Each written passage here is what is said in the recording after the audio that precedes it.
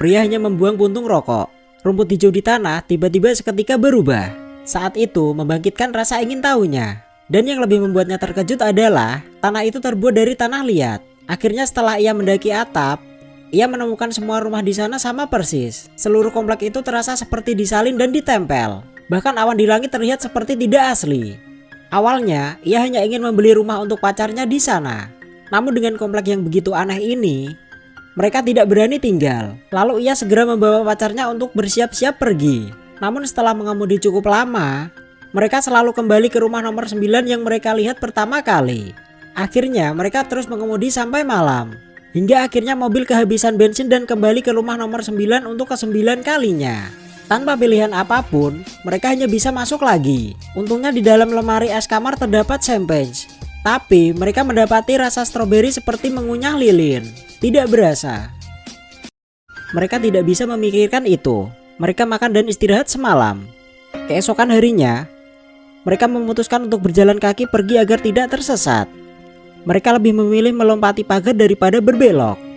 Mereka harus berjalan ke arah matahari. Namun mereka terus berjalan sampai matahari terbenam. Saat hampir menyerah, wanita itu tiba-tiba melihat cahaya terlihat dari salah satu kamar. Ini menunjukkan bahwa masih ada orang lain tinggal di sini. Namun saat mereka masuk dengan gembira, mereka menemukan meja penuh dengan sisa makanan semalam. Lalu kembali ke titik awal. Satu-satunya perbedaan adalah di depan gerbang halaman ada kotak karton tambahan. Di dalamnya berisi barang-barang dan makanan sehari-hari. Seperti ada yang memberi makanan kepada mereka atau mereka sedang diamati. Mereka berpikir siapa yang membawa mereka ke sini. Penjual rumah yang tiba-tiba menghilang. Pria itu tiba-tiba merasa dipermainkan. Untuk membuat lawan berhenti, dia segera bertindak. Dia merespon dengan langsung menyalakan api di ruangan nomor 9. Dia memaksa dalang di balik layar untuk muncul. Tapi sampai mereka berdua melihat rumah terbakar menjadi abu, namun tak seorang pun muncul. Akhirnya keduanya lelah, lalu tertidur lelap. Ketika mereka bangun, tiba-tiba ada kotak kardus lagi di depan mereka. Namun kali ini bukan makanan, melainkan seorang bayi yang hidup. Di kotak tertulis 3 kata. Jika mereka membesarkan anak itu, mereka bisa mendapatkan kembali kebebasan. Namun tak seorang pun muncul. Mereka melihat dengan mata kepala sendiri ruangan nomor 9 terbakar menjadi 1. Tiba-tiba ruangan itu muncul kembali tanpa cacat. Tanpa pilihan, kedua orang itu hanya bisa menerima kenyataan. Menaruh harapan terakhir. Slogan penyelamat jiwa tertinggal di atap. Namun, untungnya bayi tumbuh dengan kecepatan yang hampir bisa dilihat dengan mata telanjang. Pada hari ke-98, sudah tumbuh seperti remaja belasan tahun. Dia tidak seperti anak biasa, tetapi juga memiliki kemampuan yang luar biasa. Hampir bisa mengulang percakapan mereka satu persatu. Padahal sebenarnya beberapa hari ini, pria itu tidak pernah menyerah pada pikiran untuk pergi. Sesuai dengan permintaan, sampah mereka harus dikumpulkan ke dalam kotak kardus. Lalu seseorang akan datang mengambilnya. Untuk bertemu dengan orang yang mengambil kotak kardus, setiap kali mereka duduk di samping menatap kotak kardus tanpa berkedip, namun belum pernah berhasil.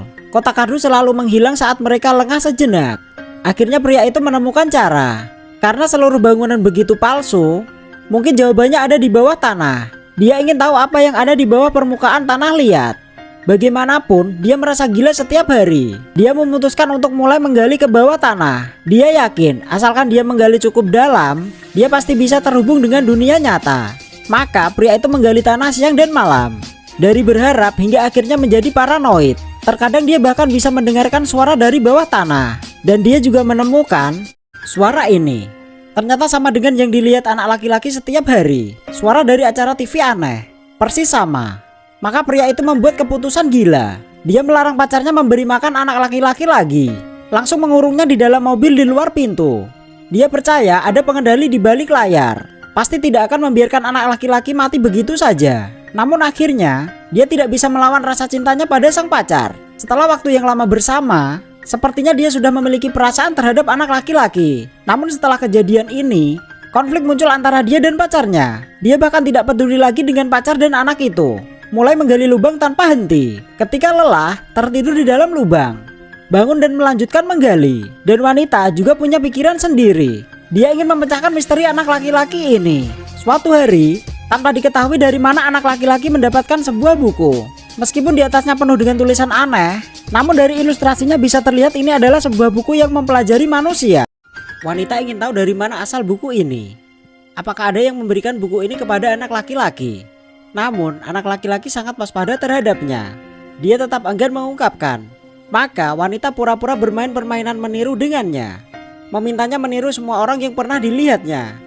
Akhirnya ketika anak laki-laki meniru orang yang pernah dilihatnya hari ini, hampir membuat wanita tidak percaya. Apakah kamu menjadi bingung, ibu? Aku bukan ibumu. Apakah kamu kembali bingung? Aku tidak tahu apa maksudmu dan siapa kamu sebenarnya. Bodoh, ini adalah rumahmu. Wanita itu akhirnya mulai takut. Dari pernyataan anak laki-laki, terlihat jelas bahwa yang mengendalikan mereka bukanlah manusia. Terlihat anak laki-laki tumbuh dewasa dalam semalam. Ini tidak lagi di bawah kendali mereka sepenuhnya. Wanita itu akhirnya menjadi budak anak itu. Setiap hari dengan hati-hati melayani kebutuhan pakaian dan makanan anak laki-laki itu. Dia menemukan pacar. Mulai menyesali menghentikan pacar untuk membunuh anak laki-laki. Namun sekarang karena merasa sangat kelelahan, pacarnya sudah sakit parah, tidak mampu melawan anak laki-laki yang kuat. Maka wanita mulai mencari solusi sendiri. Dia menemukan bahwa anak laki-laki membawa buku itu setiap hari saat pergi keluar, seperti menghilang untuk pergi ke sekolah. Untuk mencari tahu kebenarannya, dia mulai mengikuti diam-diam, namun selalu kehilangan jejak anak itu. Hingga suatu hari, si pria akhirnya berhasil. Dia menemukan mayat yang digali dari tanah, mayat yang dibungkus dari kantong plastik. Rasa takut membuatnya segera kembali ke permukaan. Dia ingin memberitahu wanita itu, namun karena tubuhnya terlalu lemah, akhirnya terbaring di pinggir jalan. Ketika wanita itu menemukannya, dia sudah sekarat. Wanita ingin membawanya kembali ke kamar, namun mereka dikunci dari luar oleh anak laki-laki. Permintaan bantuan wanita diabaikan. Tanpa pilihan, mereka hanya bisa menghabiskan malam di dalam mobil di luar pintu. Namun tubuh pria semakin lemah. Wanita meminta bantuan pada anak laki-laki lagi. Namun anak laki-laki hanya memberinya satu kalimat. Mungkin sudah waktunya untuk melepaskannya. Akhirnya wanita melihat pacarnya mati di pangkuannya. Sejak itu dunia terasa dia tinggal sendiri. Mayat pacarnya menjadi satu-satunya sandaran baginya. Namun saat itu anak laki-laki membawa kantong mayat, tapi dia tidak bisa mengubah apapun. Hanya bisa melihat pacarnya dikemas dalam kantong mayat, lalu melempar ke lubang yang digalinya sendiri. Dari sini terlihat mereka bukan orang pertama yang datang ke sini. Mayat yang dilihat oleh pria sebelumnya, mungkin itu adalah penghuni sebelumnya.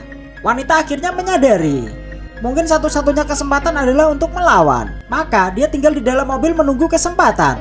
Menunggu hingga keesokan harinya ketika anak laki-laki bersiap pergi. Dia mulai bertindak, menyerang anak laki-laki dengan membabi buta. Wanita menyerang tanpa memberi kesempatan. Setiap serangan yang diberikan wanita itu sangat berarti bagi nyawanya. Selamat bermimpi. Anak laki-laki berkata, aku hanya ingin sebuah keluarga. Dasar ibu bodoh. Wanita membalas, aku bukan ibumu. Terima kasih.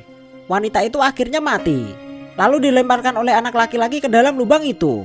Dan lubang itu akhirnya ditutup oleh anak laki-laki. Kamar nomor 9 akhirnya kembali seperti semula. Anak laki-laki merapikan semuanya. Lalu dia mengemudi ke kantor penjualan di kompleks perumahan. Awalnya melayani penjualan ke pria dan wanita. Saat ini telah menjadi seorang manula yang menua. Dia memberikan name-tag-nya kepada anak laki-laki dan pergi dengan tenang. Anak laki-laki dengan tenang mengeluarkan kantong jenazah. Setelah menyelesaikan pemrosesan jenazah penjual tua, dia menggantikan tempatnya dan duduk di sana, menunggu dengan tenang kedatangan pembeli rumah berikutnya. Dan film pun selesai. Sungguh akhir yang membagongkan.